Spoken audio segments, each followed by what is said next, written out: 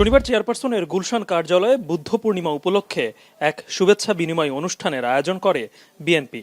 ঢাকা ও ঢাকার বাইরে থেকে, বিশেষ করে পার্বত্য অঞ্চল থেকে বৌদ্ধ ধর্মাবলম্বীরা আসেন শুভেচ্ছা বিনিময় অনুষ্ঠানে। ক্ষুদ্র বলবো না।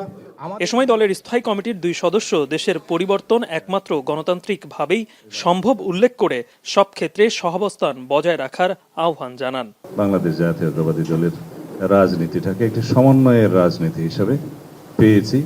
আমাদের মহান নেতা শহীদ রাষ্ট্রপতি জিয়াউর রহমানের বহুদলীয় গণতন্ত্র প্রবর্তনের মধ্য দিয়ে, সুতরাং আমরা যেন আমাদের রাজনৈতিক চর্চা, সংস্কৃতি, ধর্মীয় সংস্কৃতি, সম্প্রীতি সবকিছুতে আমাদের এই চর্চাটাকে অব্যাহত রাখি।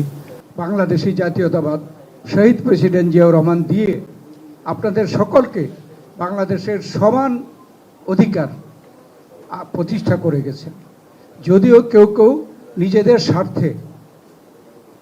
স্বার্থে হয়তো তারা এই ক্ষুদ্র সম্প্রদায়কে ব্যবহার করে তাদের অনেক স্বার্থ হাসিলের জন্য চেষ্টা করেছে।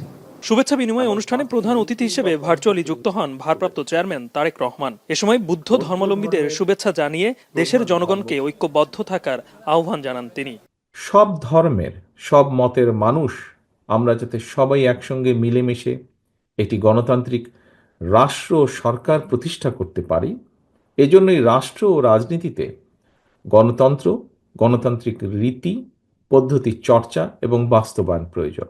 নাগরিকদের প্রত্যক্ষ ভোটে বিএনপি এমন এক সরকার গঠন করতে চায় যাতে জবাবদিহিমূলক রাষ্ট্র গঠন করা হবে। এই ভোটের সুযোগ যেন কেউ কুক্ষিগত করে না রাখে, সে ব্যাপারে সতর্ক থাকতে বলেন। জনগণের প্রত্যক্ষ ভোটে একটি জবাবদিহিমূলক গণতান্ত্রিক সরকার প্রতিষ্ঠার স্বার্থে বিএনপি সহ ফ্যাসিবাদ বিরোধী দলগুলো অন্তর্বর্তীকালীন সরকারকে সফল দেখতে চায়। বিএনপি এই সরকারকে সফল দেখতে চায়।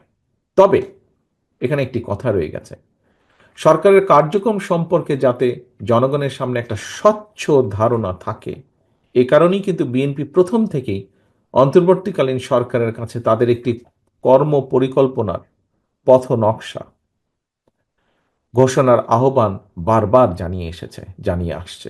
এ সময় সরকারকে কাজের স্বচ্ছতা বজায় রাখার আহ্বান জানান বিএনপির ভারপ্রাপ্ত চেয়ারম্যান। স্বচ্ছ ধারণা। গালিব ইবনে রিয়াজ, এখন, ঢাকা।